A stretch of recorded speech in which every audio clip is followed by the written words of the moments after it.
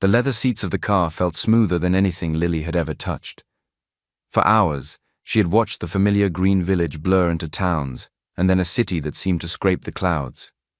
Now the car was slowing, turning through a set of massive iron gates and crunching softly up a gravel driveway.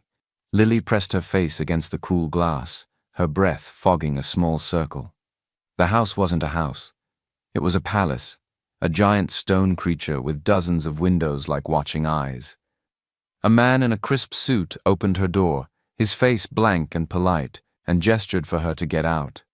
Her simple cotton dress felt thin and flimsy in the grand, imposing space. The front doors swung open, and she stepped inside. The floor was made of polished marble that shone like a frozen lake, and for a moment, she was afraid her worn shoes would scratch it. Two maids in stiff, dark uniforms stood near the doorway. They didn't smile. They looked right through her, their eyes cold and dismissive, before turning to each other to whisper. "That's her?" one murmured, just loud enough for Lily to hear. "Miss Ivy is so smart and beautiful. But that girl, she's just a local village girl. She's only here to marry in Miss Ivy's place," the other replied with a small, scornful sniff. "I heard she didn't even finish school." A tall, severe-looking man with graying hair strode toward her. This was Mr. Miller. His eyes scanned her from head to toe, and his lips thinned in disapproval. "Lily," he said, his voice as cold and hard as the marble floor. "Mr. Blackwood is dead, but the Blackwoods insist a marriage promise must be honored no matter what. Our families still have an alliance to maintain." He paused, looking at her as if she were a piece of furniture he was being forced to accept. "We brought you here to marry him. You do understand that, right?" Lily, overwhelmed by the sheer size of the room and the weight of their stares, could only manage a small nod. Her gaze drifted to a nearby table where a beautiful three-layered cake sat under a glass dome, decorated with perfect swirls of white frosting. It was the most wonderful thing she'd ever seen. The emptiness in her stomach ached. "Wow," she breathed, her voice a small, hopeful whisper. "Can I have a slice of cake before I go?" Mr. Miller's face tightened at her question, as if she'd said something deeply offensive. Before he could speak, a butler in a starched uniform stepped forward, his expression unreadable. "That cake is for Miss Ivy," the butler said, his voice flat and final. "She won't allow it. I'll get you another one next time." The promise of next time felt hollow, like a door being politely shut in her face. Just then, a young woman who looked like she'd stepped out of a magazine descended the grand staircase. Her dress was the color of a summer sky, and her hair was a perfect cascade of dark curls. She moved with an easy grace, her smile bright but not reaching her eyes. This was Ivy. "Lily, don't make things difficult for Dad," she said, her voice smooth and sweet, but with an edge of steel beneath it. She stopped in front of Lily, looking her over with a faint, pitying expression. "Marrying into the Blackwood family, even as a widow, is your big break. When Mr. Blackwood was alive, they called him Hades. He wouldn't have even favored me, let alone you." Ivy leaned in a little, her voice dropping to a confidential whisper. "If he hadn't died, you wouldn't have had this chance." The words were meant to sting, to remind Lily of her place as a poor substitute. But Lily wasn't thinking about status or luck. She was thinking about the gnawing hunger in her belly and the long journey ahead. She looked past Ivy's condescending smile, her gaze meeting Mr. Miller's impatient one. "All right, it's time," Mr. Miller cut in, checking an expensive-looking watch on his wrist. "The butler will take you there." Lily nodded, unconcerned with Ivy's insults. She had only one practical, pressing question. "Will there be food at the Blackwood residence?" Mr. Miller let out an intensely irritated sigh, waving a dismissive hand. "Sure," he said, his tone making it clear he was done with the conversation. "You can eat whatever you want there. Now go." The butler, who had been waiting silently, gave a slight bow. "This way, miss." Lily followed him out of the grand house and into another sleek, dark car. The ride to the Blackwood estate was quiet and somber.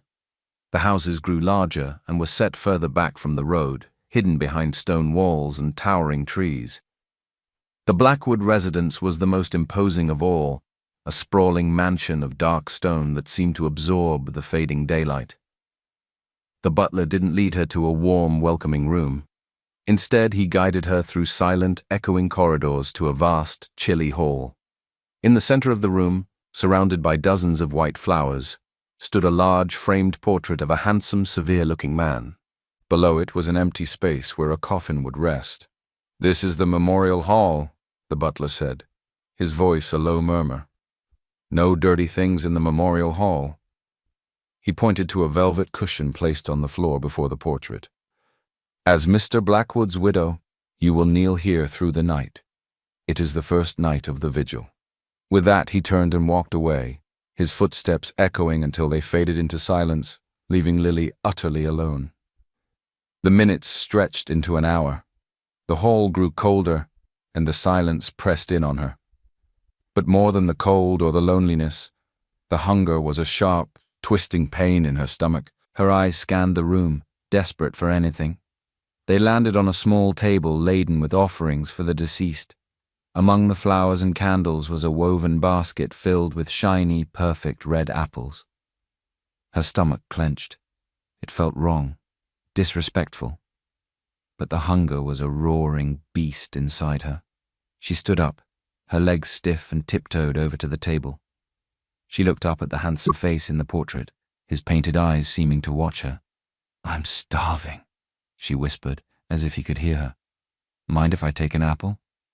I'll pay you back later, I promise." Her hand trembled slightly as she reached into the basket and pulled one out. It felt heavy and real in her palm. The scent of it was sweet and agonizing. Taking a deep breath, she lifted the apple to her lips and took a bite. The apple was crisp and sweet. The juice ran down her chin, and for a single wonderful moment, the hunger was gone. Then, a deep voice cut through the silence. "Stealing my apple," the voice said, seeming to come from the shadows near the far wall. "Did you ask for my permission?" Lily gasped. The apple fell from her hand and rolled across the marble floor with a soft thud. She spun around, her heart pounding against her ribs like a trapped bird. "Who's there?"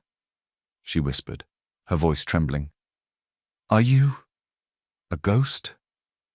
A slow, creaking sound answered her. From the deep shadows, the lid of a dark wooden coffin began to lift. A man sat up. It was him, the man from the picture, Mr. Desmond Blackwood. He was not a ghost. He was alive. He looked right at her, his expression more annoyed than anything else. "You're so loud," he said, rubbing his temple. "My ears hurt." He swung his legs over the side of the coffin and stood up, looking her over with curious eyes.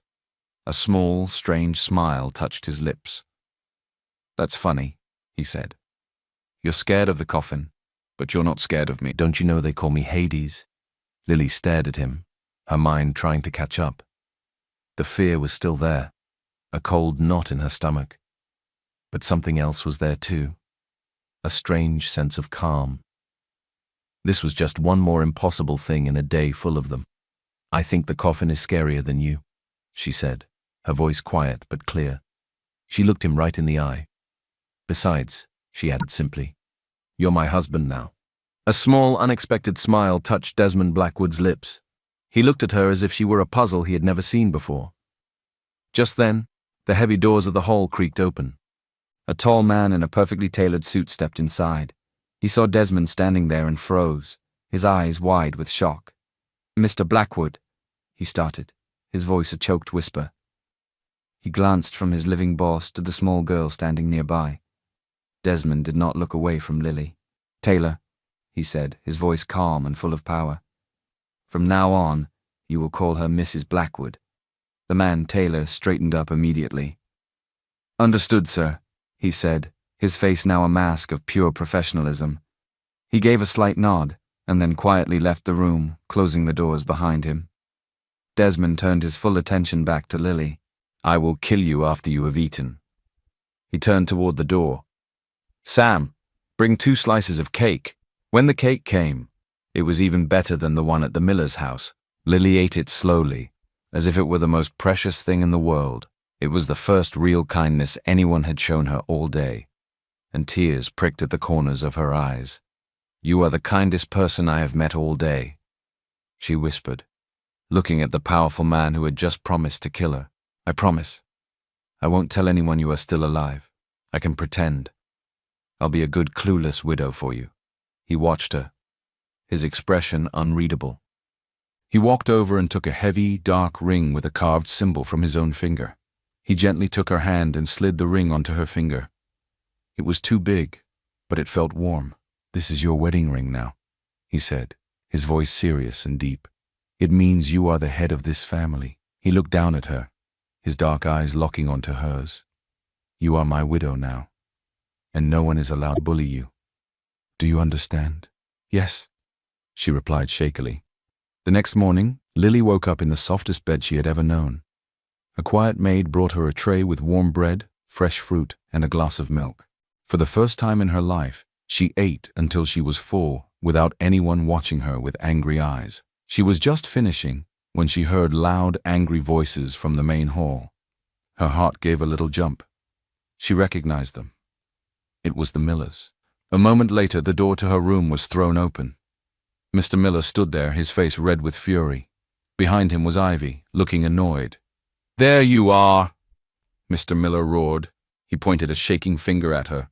"The memorial hall is empty. We came here to find you kneeling, and you are up here, relaxing. Did we send you here to slack off?" He strode into the room, his eyes blazing. "You are an embarrassment!" he shouted, raising his hand as if to strike her. Lily flinched back, but then the memory of Desmond's promise gave her a tiny bit of courage. She had to protect his secret.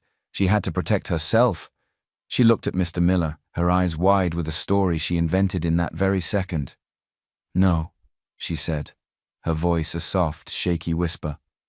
"I was there.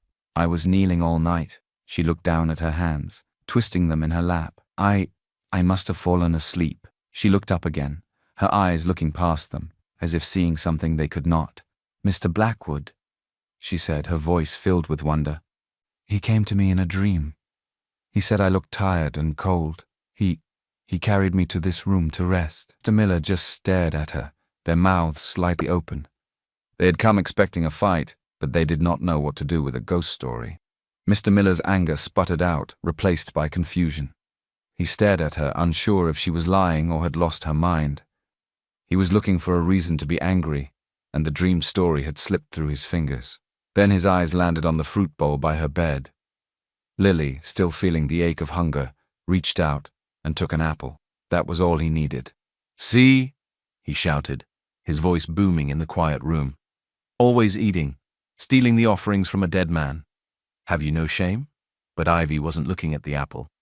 Her sharp eyes were fixed on a delicate silver chain around Lily's neck. A small, sparkling diamond hung from it, catching the morning light. It was a gift from Desmond the night before, a silent promise. "Where did you get that?" Ivy demanded, her voice sharp with jealousy. "Wearing jewelry like that is not appropriate for mourning. You look ridiculous. Take it off." Before Lily could answer, Ivy lunged forward. Her fingers hooked under the chain, and she yanked, trying to rip it from Lily's neck. Something inside Lily snapped. She shoved Ivy's hand away with a strength that surprised them both. "Stop it!" she cried, her voice no longer a whisper. It was clear and strong. She stood up and faced them, her small frame filled with a sudden, fierce energy. "Why do you care what I wear?" she asked, her eyes burning with years of unshed tears. "You never cared about me before. You talk about what is right and wrong." Lily went on, her voice shaking with emotion. "Have you ever cared about me? Last night I just wanted one small slice of cake, and you told me no. You refused me." She looked straight at Mr. Miller, her gaze unwavering. "You sent me away after my mother died just because your new wife didn't like me. You told everyone it was to reduce the household burden. You said it was to protect the family image. But that was a lie." Her voice dropped, but it was filled with a pain so deep it silenced the room. "You sent me away so Ivy could be the only daughter, the perfect one. While she went to the best schools, I worked on a farm. While she wore silk dresses, my hands were rough from pulling weeds. While she ate cake, I was hungry. Then you brought me back when you needed me. How convenient." She looked at both of their stunned faces. "You are not my family," she said, each word a heavy stone. "You lost that right a long time ago." For a moment, the room was completely still. Mr. Miller and Ivy stared at Lily, their faces frozen. They did not look sorry. They looked shocked that she had dared to speak to them that way. It was Ivy who recovered first. Her face was twisted with anger. Her eyes, which had been fixed on the necklace, now dropped to Lily's hand. She saw the heavy, dark ring Desmond had given her. A gasp escaped Ivy's lips. "That ring!" she hissed, pointing a trembling finger. "That is the Blackwood family ring. How did you get it?" Her voice rose to a shriek. "You stole it! You're a thief!" That was the word they needed. A thief. Someone they could punish. Mr. Miller's face lit up with cruel purpose. "So that's it!" he snarled, taking a step toward Lily. "First the necklace, now the family ring. Give it to me!" He lunged forward and grabbed her wrist, his fingers digging into her skin as he tried to pull the ring from her finger. "Stop! It's mine!" Lily cried, struggling against his grip. "That is enough." The voice was cold, sharp, and cut through the room like a knife. Taylor, Desmond's head of security, stood in the doorway. He walked into the room, his presence so powerful that Mr. Miller instantly let go of Lily's arm. Taylor stood beside Lily, as solid and unmovable as a stone wall. He looked at the Millers, his eyes like chips of ice. "That ring was not stolen," he said, his voice quiet but carrying to every corner of the room. "It was a gift." "A gift?" Ivy scoffed. "From who?" Taylor's gaze did not waver.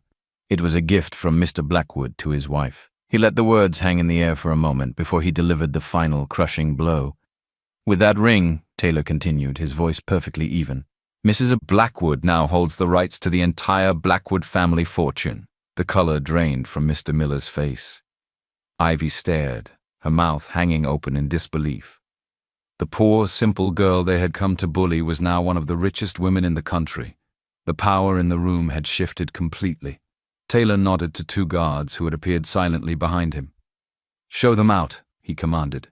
As they were led, stunned and defeated, toward the door, Taylor spoke one last time, his voice a low, serious warning. "Never touch Mrs. Blackwood again." After the Millers were gone, the big room felt quiet and empty. Lily stood in the middle of the floor, her heart still beating fast. The red marks on her wrist where Mr. Miller had grabbed her were starting to sting.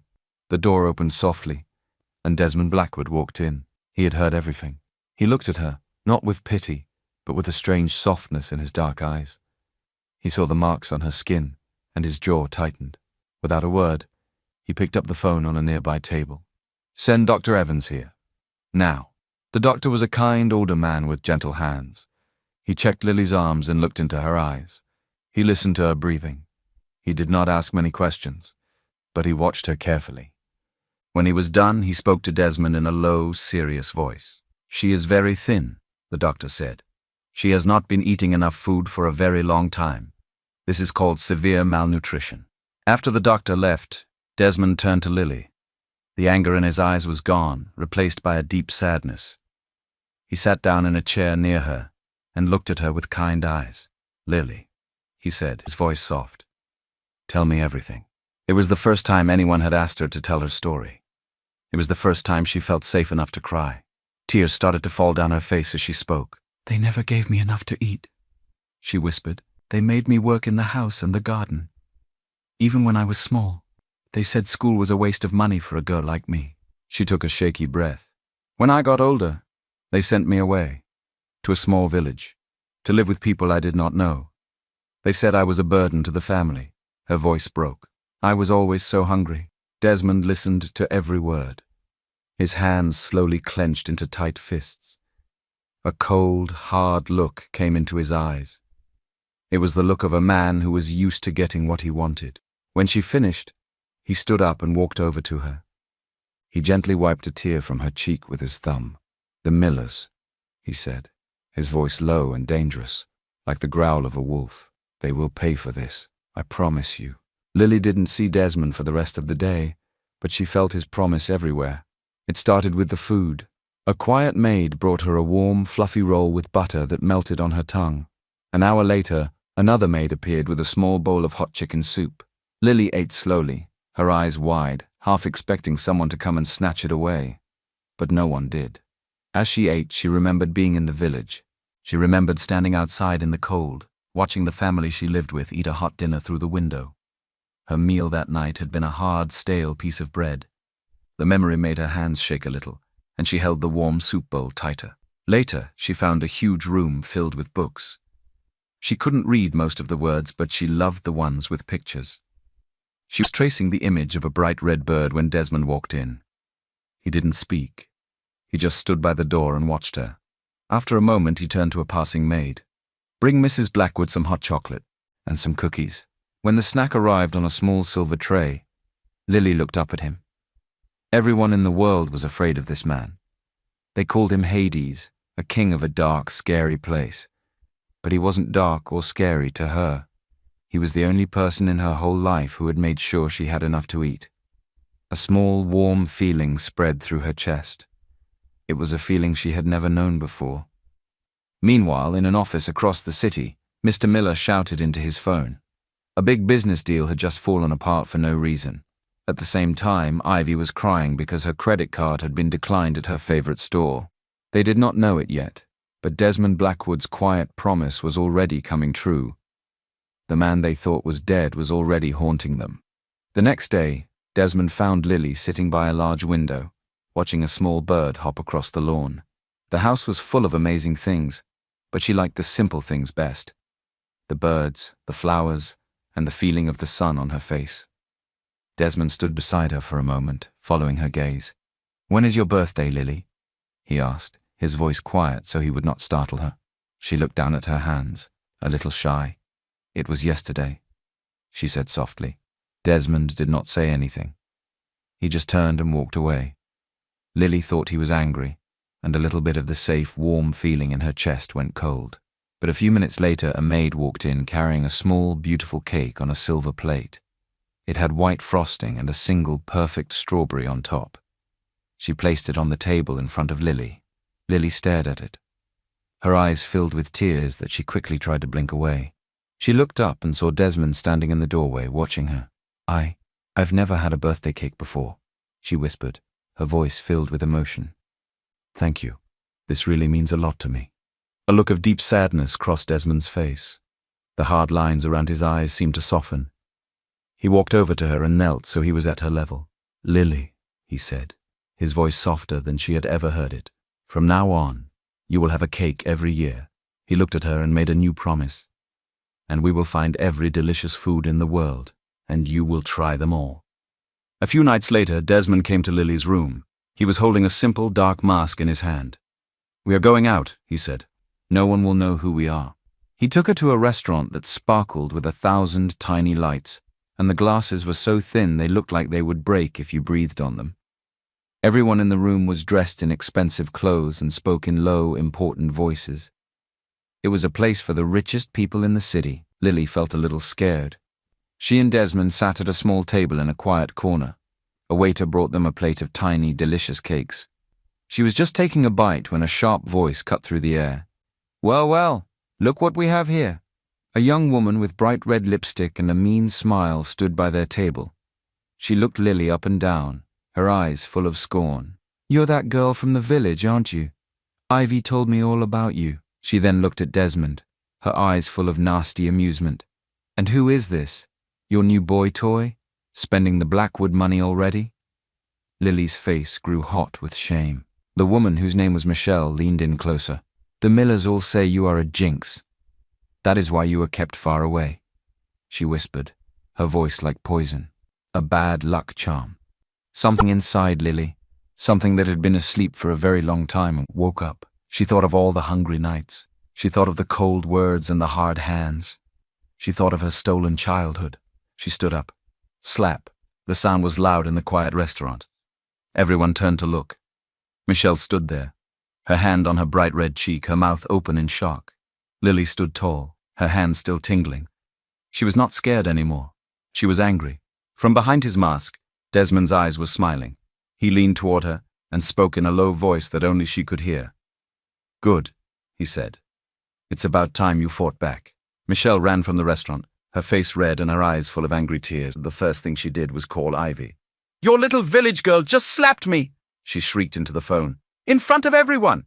She was there with some man in a mask, spending Blackwood money like it was water." A slow, cruel smile spread across Ivy's face. This was perfect. This was her chance. She took the story and twisted it. She found an old photo of Lily and, using a computer, added a blurry image of a man in a mask beside her. It wasn't a good fake, but it was enough. Armed with her lie, Ivy went to see the oldest and most respected member of the Blackwood family, a stern, powerful woman named Madame Gladys. "I am so worried," Ivy said, her voice full of fake sadness. "Poor Lily. She is not used to having so much money. She is spending it all on a secret lover." She showed Madame Gladys the fake photo. "She is shaming the Blackwood name." The story spread like fire. Soon everyone was whispering about the new Mrs. Blackwood and her shameful behavior. Madame Gladys was furious. She sent her guards to bring Lily to the memorial hall. Lily walked in and found the old woman standing there, her face like a thundercloud. A guard stood beside her, holding a thin, hard cane. "You have brought disgrace to this family," Madame Gladys said, her voice shaking with rage. "You will be punished for your sins." She nodded to the guard. "Teach her a lesson." The guard raised the cane. Lily closed her eyes, bracing for the sting. "Stop." The voice was calm and full of authority. A man stepped out of the shadows. He was wearing the same simple, dark mask that Desmond had worn at the restaurant. He walked forward and stood in front of Lily, shielding her. Madame Gladys gasped. "Who are you?" she demanded. "How dare you interfere?" The man did not answer. He simply reached up and slowly, deliberately, removed his mask. It was not Desmond. It was Taylor, the head of security. "Madame Gladys," he said, his voice respectful but firm. "I was with Mrs. Blackwood at the restaurant. It is my job to protect her. We were not having an affair. We were having a business dinner. The lie was broken. The trap had failed." Later, in the safety of her room, Lily learned the truth. Desmond, hidden away in his secret office, had heard the whispers of her punishment. He had sent Taylor at the perfect moment to save her. Knowing he was watching over her, even from the shadows, made the warm, safe feeling in her chest grow a little stronger. While Lily felt safer than ever, the Miller family was falling apart. Mr. Miller sat in his big dark office, staring at a stack of bills he could not pay. "We are ruined," he said, his voice a low groan. "The only way to save this family is to get our hands on the Blackwood money." He looked at Ivy. Ivy snapped back, her face hard and ugly. "It's not fair." Across town, in another fancy office, two men were also scheming. Their names were Logan and Jacob, and they were Desmond Blackwood's cousins. They had always been jealous of his power. "With Desmond gone," Logan said with a greedy smile, "the Blackwood business is ours for the taking. No one can stop us now." They did not know that Desmond was not gone. He was very much alive, hidden away in a secret part of the mansion. He spent his days and nights quietly looking at reports and making phone calls. He was not just hiding. He was hunting. Someone had tried to kill him. Someone had messed with the brakes on his car, causing the crash that everyone thought had taken his life. He needed to find out who. He worked in the shadows, listening and watching. And slowly, piece by piece, he began to uncover a story of betrayal that came from inside his own family. The day of the funeral was cold and grey. Lily was forced to wear a black dress and stand by the empty grave, playing the part of the grieving widow. She played along to protect Desmond's secret. The Millers stood on the other side, their faces a mask of fake sadness. After a few boring speeches, the men in black suits began to lower a dark, polished coffin into the ground. It was supposed to be empty. It was all part of Desmond's plan. Then, when everyone had left, the Millers approached Lily, who had waited by the gravesite to make the act more convincing. She stood up, gradually turning to leave, but then something went wrong. Mr. Miller and Ivy suddenly grabbed Lily. They were strong, and she was too surprised to fight back. They dragged her toward an open grave. "What are you doing?" she cried, her heart pounding with a new, terrible fear. Ivy stepped forward, her face twisted with a hate so pure it was shocking. "This is your fault," she hissed. "My mother died a year ago because of you. You brought bad luck to this family." "No!" Lily screamed, struggling against their grip. "I was in the village. I wasn't even here. Your mother was a cruel woman. It was her own meanness. It had nothing to do with me, and you know it." Mr. Miller didn't listen. "You will be buried with him," he snarled, his eyes wild with desperation. "A wife belongs with her husband." They pushed her. Lily tumbled into the grave, landing with a hard thud on top of the wooden coffin. Before she could even get her breath back, the first shovelful of dirt rained down on her. It was cold and heavy. She was going to be buried alive. She screamed, but the sound was muffled by the falling earth. It was dark. She couldn't breathe. "Stop." The voice was not loud, but it was filled with so much power that everyone froze. The men with the shovels stopped in midair. A figure stepped out from behind a large, weeping willow tree. It was a man, tall and imposing, dressed in a simple dark suit. He walked to the edge of the grave and looked down at Lily. Then he looked up at the Millers. It was Desmond Blackwood. He was alive. Ivy let out a small, choked gasp. Mr. Miller's face went completely white. They stood there, frozen in total, absolute shock.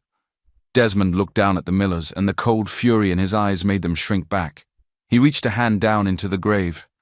"Lily," he said, his voice now gentle. "Take my hand." Lily, covered in dirt and crying with relief, reached up.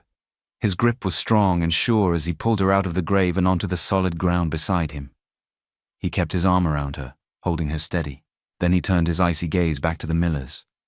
"You," he said to Mr. Miller, his voice dangerously quiet. "You tried to bury my wife alive." Mr. Miller's jaw worked, but no sound came out. He just stared, his mind unable to accept what he was seeing. Desmond then looked at Ivy. A strange, cold smile touched his lips. "I should thank you, Ivy," he said. "If you had not been such a coward, if you had not refused to marry a dead man, I would have never met her." He looked down at Lily for a moment, and the hard look in his eyes softened. He had not planned to show himself so soon. His plan to find his enemies was not finished. But when he saw them pushing her into that dark hole, he knew he could not stay hidden for one more second. He could not let them hurt her. He looked back at the terrified Millers. "Apologize to her," he commanded. We're sorry," Mr. Miller stammered, his eyes darting around nervously. Ivy just stood there, completely frozen. "Good," Desmond said. He pulled Lily a little closer. "Now listen to me. No one will hear of this. As far as the world knows, I am still dead. If a single word of what happened here today gets out, I will destroy you in a way you cannot even imagine." Without another word, he turned and began to walk away, his arms still securely around Lily.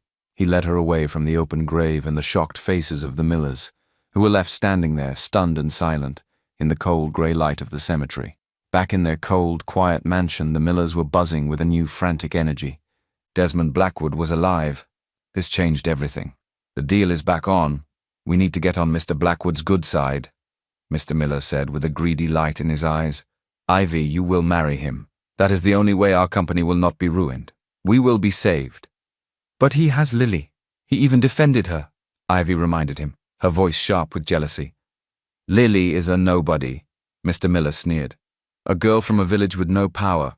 We will tell everyone she is unstable, that the shock of being a widow was too much for her. We will say we are taking her back to the village to get well." He smiled a cruel, thin smile. "And then you, my dear Ivy, will step in to take your rightful place as Mrs. Blackwood." While they made their wicked plans, another, even darker plot was moving forward. Madame Gladys and her sons, Logan and Jacob, unaware of Desmond's pretense, wanted the Blackwood fortune for themselves. They decided to speed up their own plan. Madame Gladys sent a message to Lily. "It is a Blackwood family tradition," the message read. "The final marriage ceremony must happen after the burial. You will marry his portrait to make it official." Lily felt a cold dread, but she knew she had to keep playing her part to protect Desmond's secret. She was led to the memorial hall, where she stood in front of Desmond's handsome, smiling picture and said the words that made her his wife in the eyes of the world. Immediately after the strange ceremony, the guards did not lead her back to her room. They forced her outside to the same gravesite as before. Madame Gladys was waiting for her, her face like stone. "You are his wife now," the old woman said, her voice cold and empty of any feeling. "It is your duty to be with him." She gestured to the open grave. "I will bury you with him. It is a small sacrifice. Your spirit will comfort his, and our family will have peace." She looked at Lily as if she were a bug to be crushed. "Once you are gone, his fortune will finally be ours." Lily stared at her, her heart turning to ice. She had known hunger and meanness. She had seen too much with her family. But this was something else. This was an evil so deep and so greedy, it shocked her to her very soul. Why does it seem like everyone wanted to bury her? She saw now that for people like this, a human life was worth nothing next to a pile of money. "You can't do this," Lily cried, her voice shaking but full of defiance. She stood at the edge of the dark hole, facing the old woman. "This isn't tradition. This is murder. You are not sad he is gone. You are just greedy." Madame Gladys's face twisted in a sneer. "Push her in," she commanded her guards. But before they could move, a voice, cold and powerful, echoed from the trees. "That's enough!" Everyone froze. Desmond stepped out of the shadows. He looked not at Lily but straight at Madame Gladys. The old woman stumbled back, her hand flying to her throat. "A ghost!" she shrieked, her eyes wide with terror. "You are a ghost!" "No," Desmond said, walking slowly toward her, each step full of menace. "I am very much alive, and I know everything." He stopped right in front of her. "I know you and your sons were the ones who paid the man to tamper with my car. I know you planned to kill me." Madame Gladys's face went from terrified to horrified. "My sons," she whispered. "Your sons have been arrested," Desmond said, his voice like ice. "I have given the police all the evidence. It shows how they planned my accident. I even got the man they paid to do the dirty job. It is enough to keep them in jail for a very, very long time." As he spoke, his own men appeared silently from the trees. They surrounded a stunned Madame Gladys. "Take her away," Desmond commanded, "and give her to the police." As the guards led the now whimpering old woman away, everything was suddenly quiet. The terrible moment was over. Lily let out a shaky breath she didn't know she was holding. She looked at Desmond standing there, real and solid and alive. He had saved her. Again. She ran. She ran right into his arms, burying her face in his chest. He wrapped his arms around her, holding her tight as she cried with relief and fear, and a feeling so new and overwhelming she didn't have a name for it. He held her as if he would never let her go. Meanwhile, the miller, who had been plotting for a long time, decided it was now time to act. The next morning, they drove to the Blackwood mansion themselves, their faces arranged in masks of deep, false concern. They believed Desmond was still hiding and that they could easily fool him. Their plan felt perfect. They were met in the grand entrance hall by Taylor, whose face was as unreadable as stone. "We are here for Lily," Mr. Miller said, his voice full of fake sympathy. "We are so terribly worried about her." Ivy stepped forward, dabbing at her dry eyes with a handkerchief. "The truth is, Lily is unstable. We tried to help her. We thought she was okay now, but it doesn't seem so," she said, her voice dripping with pity. "The healer who was treating her in the village had requested she be sent back. We must take her home, back to the village where she can be cared for properly." They were just getting into their performance when a voice echoed from the top of the grand staircase. "Unstable, you say?"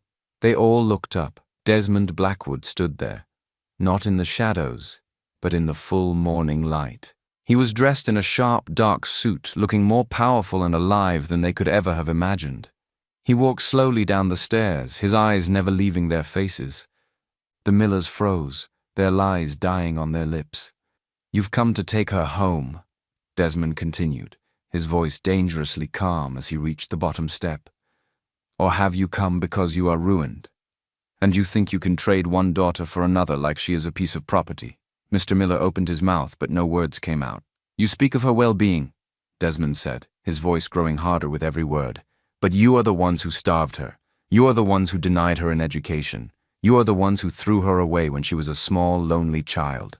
As he spoke, a quiet commotion started at the main doors. A group of people with cameras and notepads was being let into the hall. They were reporters. The Millers looked around in panic. They were trapped. It seems Desmond had predicted their move and acted ahead of them.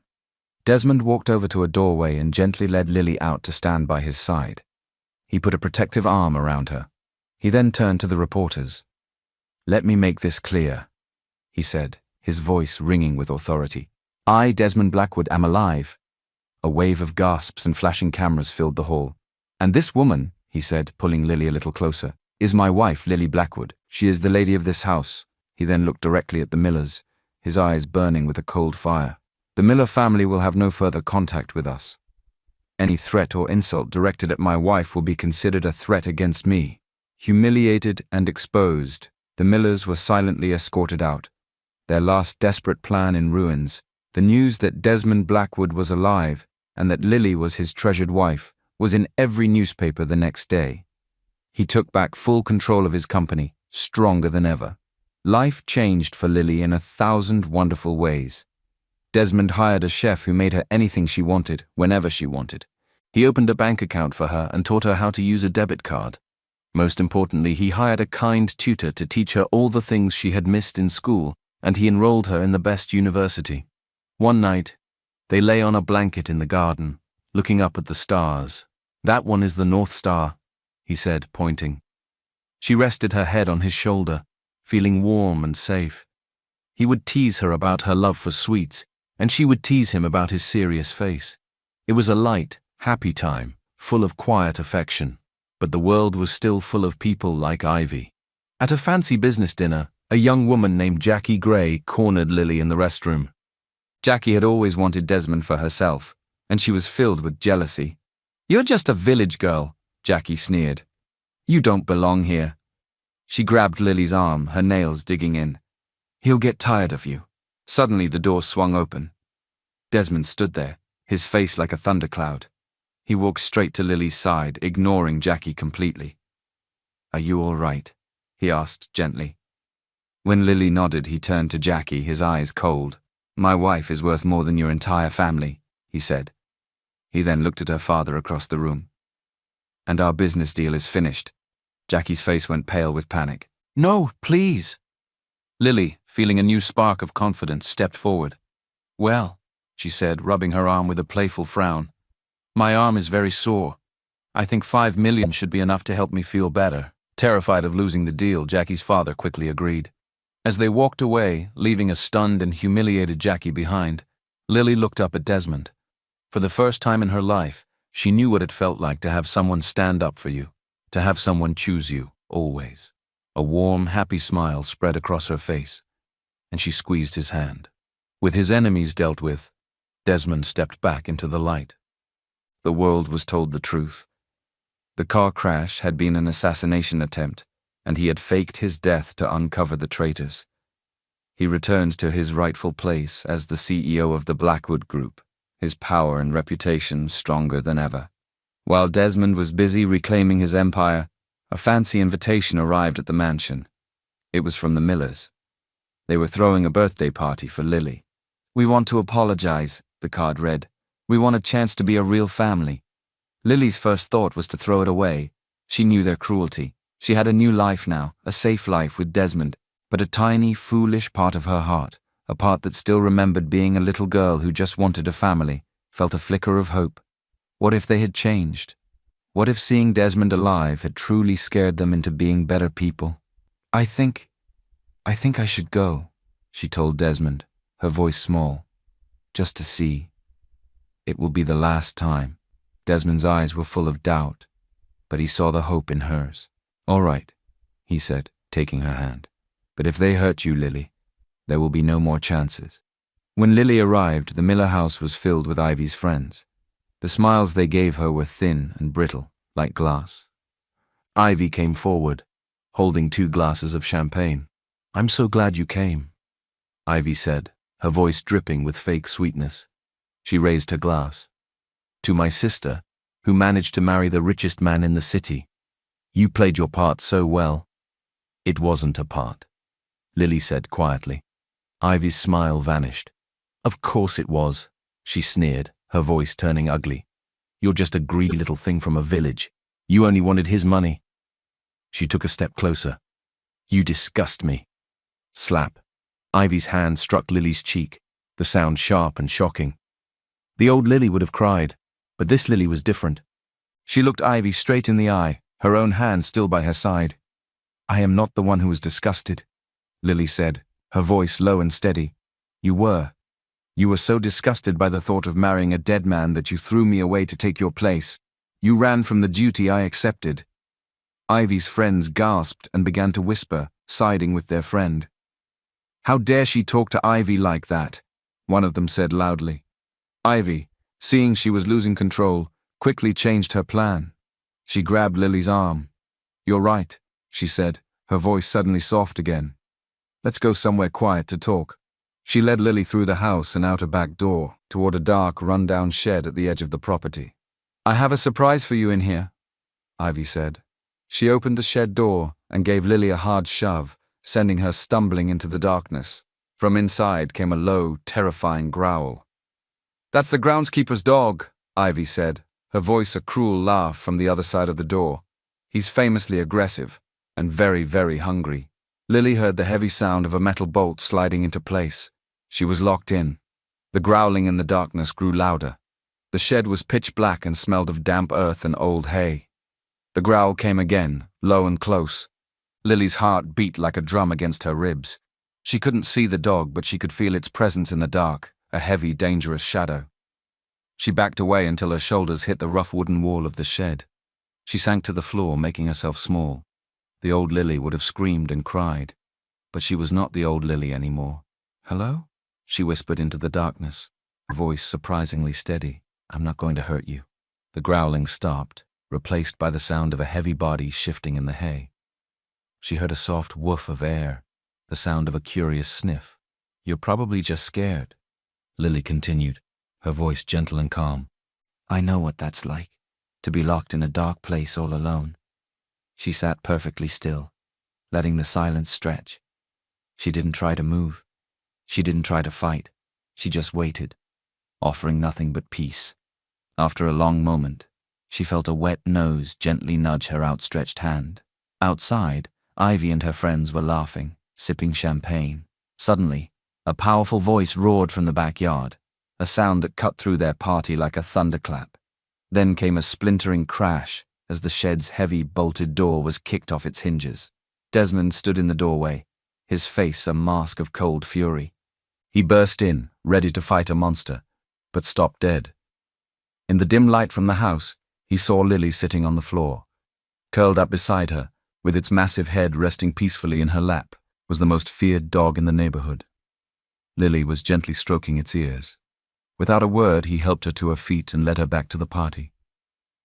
A cold silence fell over the crowd as they saw Lily, completely unharmed, with Desmond's protective arm around her. "She locked me in there," Lily said, her voice quiet but clear for everyone to hear. "It was an accident," Ivy stammered, her face pale. "She insisted on seeing the dog and got locked in." "Is that so?" Desmond said, his voice dangerously calm. He held up his phone, showing a screen with a map and a single blinking dot. "I knew exactly where my wife was because I put a tracker on her phone before she came here. It shows she was brought directly to that shed and did not move." The crowd murmured. Ivy's lie was already falling apart. "And that's not all," Desmond continued. He nodded to Taylor, who stepped forward with a terrified maid. "Miss Ivy," the maid whispered, twisting her hands. "She told me to make sure the dog hadn't been fed today. She said she was going to lock her sister in with it." A wave of gasps went through the room, but Desmond wasn't finished. "One last thing," he said. He turned to a large television screen on the wall and pressed a button on his phone. A video started to play. It showed a poor, run-down cottage. An old man and woman sat at a small table, their faces full of fear. "Miss Ivy sent us money every month," the old man said to the camera, his voice shaking. "For years. She told us to make sure the girl, Lily, to make sure she never had enough to eat. She told us to keep her out of school and make her work in the fields." The video ended. The silence in the room was absolute. Ivy's friends slowly backed away from her, their faces a mixture of horror and disgust. Her entire life, her entire perfect image, had been built on a secret, terrible cruelty. She was completely and utterly disgraced. Desmond looked at the broken, whimpering Ivy and the shocked, pale faces of her parents. "You are not family," he said, his voice like ice. "You are poison." He pulled Lily close to his side. "Stay away from my wife, stay away from us, forever." Then he turned and led Lily away, leaving the Miller family to drown in the ruin they had made for themselves. Desmond didn't take Lily back to the mansion. He drove for a long time, away from the city lights, until they were on a quiet, lonely hill. Above them, The night sky was a vast, dark blanket, scattered with a million tiny, brilliant diamonds. He spread a blanket on the cool grass, and they lay down side by side, their shoulders just barely touching. For a long time they said nothing, just breathing in the quiet of the night. The terrible party, the Millers, the dog in the dark, it all felt a million miles away. "I'm sorry," Lily whispered into the darkness. "I should have listened to you." "I shouldn't have gone." "No," Desmond said, his voice a low rumble beside her. "You have a good heart, Lily. You wanted to believe they could be better. That is not a weakness." He turned his head to look at her. "They are the ones who are broken, not you." He pointed up at the sky. "Do you see that bright star?" he asked. "The one that doesn't twinkle like the others. That's the North Star. Sailors used it to find their way home when they were lost at sea." He reached out and took her hand, his fingers lacing through hers. "You were lost for a long time," he said softly, "but you're not lost anymore. Your home is with me now. I am your family." In the weeks that followed, while Lily began to heal and find her footing in her new life, the world the Millers had built began to crumble into dust. The public humiliation was only the beginning. With Desmond Blackwood's silent, crushing power turned against them, every bank called in their loans, every business partner terminated their contracts. The Miller name, once a symbol of influence, was now poison. A large for sale sign was hammered into the perfect green lawn of their mansion. Inside, the grand halls that had once echoed with laughter and whispers were now filled with the hollow sounds of movers packing away a lifetime of luxury. Mr. Miller spent his days in his empty office, a broken man, staring at bankruptcy papers he could no longer ignore. But for Ivy, the ruin was far more personal. Her shame was a prison with no bars. She couldn't leave her room. The entire city knew her not as a beautiful heiress, but as a cruel, failed plotter. Her friends, the ones who had once flocked to her side, no longer answered her calls. She would often stand in front of her mirror, a mirror that used to reflect a princess, and see only a monster. She saw the girl who had tormented an innocent sister out of jealousy and had lost everything because of it. The emptiness of her life was a far greater punishment than any bankruptcy. Months later, under a clear blue sky, Desmond and Lily got married again.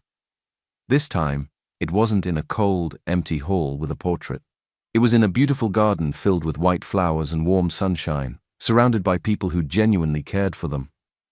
Lily wore a dress that shimmered like starlight, and her smile was brighter than any diamond.